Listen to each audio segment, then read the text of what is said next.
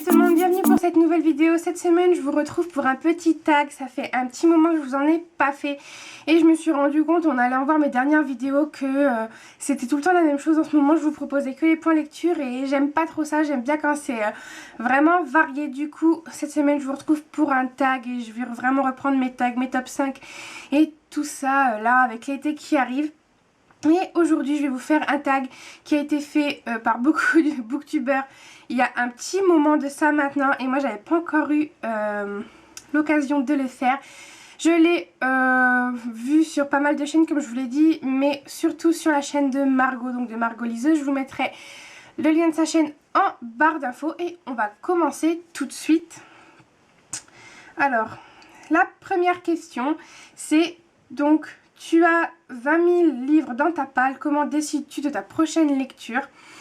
Eh bien je pense que je procéderai exactement de la même façon qu'aujourd'hui, c'est-à-dire que si par exemple je viens d'acheter un livre ou quelques-uns que je viens d'acquérir et que ils me font vraiment envie, je vais lire cela, ou alors je vais me planter ou devant ma palle sur Livre Addict et je vais faire tourner les pages pendant moins 10 minutes pour trouver un bouquin, ou alors je vais me planter ici dans ma chambre, je vais regarder mes bibliothèques et je vais attendre l'apparition divine et voir lequel me fait envie. Mais souvent c'est comme ça, c'est soit je lis un livre que je viens d'acquérir récemment, donc c'est un peu ce qui se passe en ce moment. J'ai acquéri pas de mal de livres sur My Liseuse et du coup c'est ceux qui me font le plus envie en ce moment, du coup je les lis un peu à la chaîne. Et sinon, quand j'ai plus d'idées, je me plante devant ma bibliothèque et j'attends de trouver le bon. La deuxième question, c'est: tu as lu la moitié d'un livre et tu ne l'aimes pas, tu abandonnes ou tu continues? En règle générale, je continue. J'essaye toujours de lire un livre jusqu'au bout, normalement. Voilà, ça arrive de temps en temps que j'abandonne, mais le plus souvent, je les continue. Parce qu'on ne sait jamais, peut-être que arriver à une moitié, ça va aller mieux. Ça m'est arrivé par exemple pour Les Fiancés de l'hiver, le tome 1 de Christelle Dabo. C'est vraiment au début j'avais un petit peu de mal, j'arrivais pas à rentrer dans l'univers. Et puis au final, peut-être un peu moins à la moitié, mais après au final ça m'a beaucoup plu. Et du coup ça aurait été dommage que je l'abandonne. Après voilà, il y en a certains, ça va pas du début à la fin. Mais en règle générale, j'essaye vraiment de continuer mes livres jusqu'au bout. La troisième question: la fin de l'année approche et ton challenge Goodreads n'est pas fini. Est-ce que tu essayes de te reprendre et comment? Alors vu que je fais pas le challenge Goodreads, ça va être difficile. Je compte plus en fait les livres que je lis par an parce que avec les études ça a diminué de plus en plus. Et du coup après ça me frustre. Donc j'évite de compter, je lis comme je peux, ce que je veux au moment où j'en ai envie, et je pense que c'est vraiment la meilleure chose à faire. Question 4. Les couvertures d'une saga série que tu aimes ne se ressemblent pas. Comment tu gères ça? Eh ben je fais avec. Ça m'arrive... Enfin c'est pas beaucoup le cas dans mes bibliothèques, mais il y a surtout mes divergentes. Alors je pense que vous les voyez pas d'ici, mais ils sont là-bas. Mais j'ai le tome 1 avec les couvertures du film. J'ai le tome 2 en e-book et le tome 3 qui est une épreuve non corrigée. Donc voilà, c'est la catastrophe. Et il me semble que c'est les seuls. J'ai pas trop de livres où les couvertures sont dépareillées, heureusement. Ça c'est un peu grâce à ma Kobo en fait, parce que vu que j'ai beaucoup de mes livres sur ma liseuse, du coup ça règle le problème des couvertures dans les bibliothèques. Mais c'est vrai que Divergente est un super exemple pour ça. Alors ensuite on est à la question 5. Donc tout le monde aime un livre que toi tu n'aimes pas. À qui en parles-tu du coup? Je peux vous en parler à vous. Ça c'est un grand avantage que j'ai. Je pense que je trouverai peut-être quelqu'un qui se ralliera à ma cause et qui ne l'aime pas non plus. Et sinon moi j'aime bien bassiner ma maman avec mes livres. La pauvre, je pense qu'elle en peut plus, mais elle dit rien, donc je continue à lui en parler. Et puis je pense qu'elle ne doit pas écouter tout ce que je dis, mais c'est pas grave, moi je lui en parle. Du coup ça me libère. Alors après, on a la question 6. Donc tu es en train de lire dans un lieu public et tu sens que tu vas pleurer. Qu'est-ce que tu fais? Je pleure. Mais pas non plus à chaudes larmes. Mais ça m'est déjà arrivé, surtout quand j'avais pas encore mon permis et que je prenais le bus pour aller en cours. Et du coup je lisais beaucoup dans le bus. Et il m'est arrivé plusieurs fois de lire un livre triste ou qui m'émouvait dans le bus et bon bah voilà, je vais pas pleurer non plus comme une madeleine, mais je me retiens pas non plus, ça m'est déjà aussi arrivé en vacances et même enfin à la maison des fois ma mère, je suis en train de lire, elle me voit pleurer, bah je pense qu'elle a l'habitude en fait.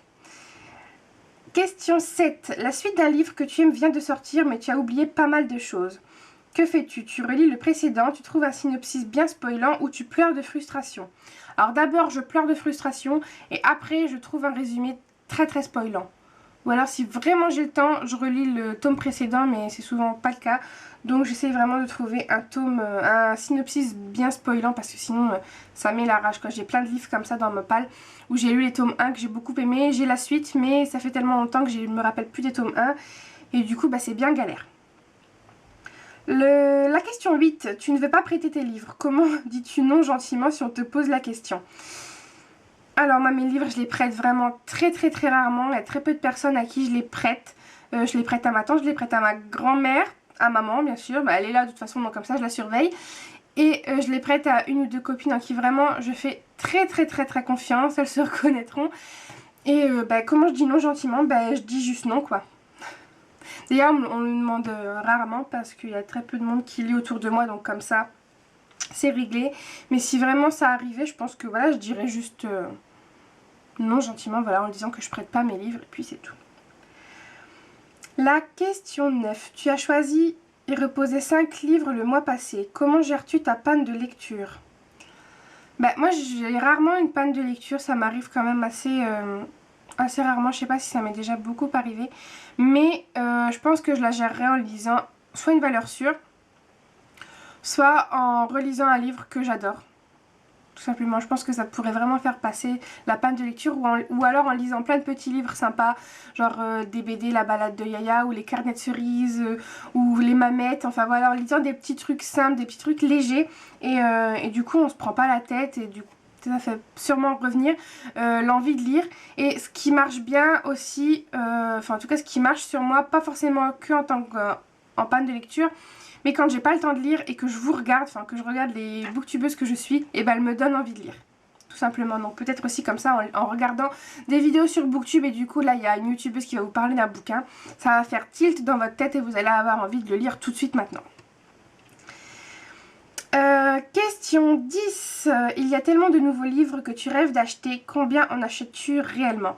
Pas beaucoup, malheureusement. J'achète très peu de livres papier. J'ai vraiment moi un budget très restreint, on n'est pas encore payé pour aller à l'école, je vous le dis souvent.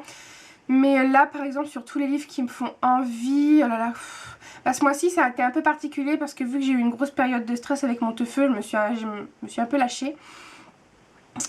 Mais on va dire que par mois je dois acheter, si on fait une moyenne je dois acheter un livre neuf par mois. Je pense que ça doit être à peu près ça. Et encore, il y a des mois où je vais pas en acheter. Et il y a des mois comme là où j'en ai acheté 3 livres neufs. Mais après, il y a les brocantes en ce moment qui ont repris. Donc voilà, ça dépend. Mais j'ai pas un nombre de livres que je m'octroie par mois. Ça dépend. Il y a des mois où je vais pas du tout m'acheter de livres. Et puis d'autres mois où je vais m'en acheter un ou deux. D'autres où je vais craquer. Voilà, ça va avec mon humeur. Ça va avec mon compte en banque. Ça va avec plein de choses différentes. Et la dernière question, donc la question 11. Après les avoir achetés, combien de temps reste-t-il dans ta palle avant que tu ne les lises? Ça c'est pareil, c'est complètement aléatoire. Il y a des livres que je viens d'acheter que j'ai déjà lus. Prenez le livre de Marie par exemple, d'où je vous ai parlé. Alors je sais pas quand est-ce que j'ai posté cette vidéo, donc, mais je vous en ai parlé il n'y a pas longtemps. Celui-là je l'ai acheté le soir même, je le commençais. Il y a l'autre que j'ai acheté en même temps qui me fait pas mal envie, mais en fait j'attends d'avoir passé ma soutenance en fait pour mon TOEFL. J'attends vraiment d'avoir passé tous mes examens de fin d'année, comme ça après je suis tranquille. Il y a 2 livres dans ce cas là, j'attends vraiment d'être tranquille, posée. Donc voilà, ça dépend, soit ils peuvent rester un mois dans ma palle, 2, 3 ou 1 an, 2 ans. Il y a des livres je crois qui sont dans ma palle depuis que j'ai commencé la blogo, donc depuis bientôt 4 ans. Voilà, faudrait que je les retrouve, faudrait que je regarde en fait depuis quand les livres sont dans ma palle, mais je vous avoue je fais pas forcément attention en fait. Donc voilà tout le monde, c'est tout pour ce petit tag, j'espère qu'il vous aura plu, n'hésitez pas à le reprendre sur votre blog ou sur votre chaîne YouTube. Je tag personne en particulier parce que je sais que beaucoup de youtubeurs l'ont fait, mais je tag quand même ma copine Antonine du blog et de la chaîne Kinds of Book. Enfin, la chaîne c'est Chocolate Readers. Donc voilà ma belle, je crois que tu l'as pas fait, il me semble pas, alors sinon je me trompe. Mais si tu as envie de le faire, n'hésite pas, mais n'hésitez pas tous à le reprendre, j'irai avec plaisir voir vos vidéos. Je vous fais à tous de très très gros bisous et je vous retrouve très bientôt pour une prochaine vidéo. Bye!